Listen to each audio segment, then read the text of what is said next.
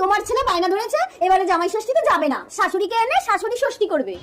ছেলের শাশুড়ি আসছে? আজই আসছে। এই আমি কাজে যাবো না। ছেলের শাশুড়ি যতদিন থাকবে এই তোমার চোখ বেঁধে দিলাম, খুলবে না। এই টুনটুনি, আরে বেয়ান বেয়ান, আপনি আসুন, আপনার মেয়ে জামাই এক্ষুনি চলে আসবে। আপনি বসেন, আমি পুজোটা দিয়ে আসি। ঠিক আছে। না, রসের বিয়ানকে যখন স্বাদের দুটি নয়ন ভরে দেখতে পারবো না, তখন আর ঘরে থেকে কি লাভ? তার চেয়ে বরং বউয়ের সঙ্গে একটু রোম্যান্স করে বিদেশে কাজে চলে যাই। একটু আদর করে কাজে চলে যাব।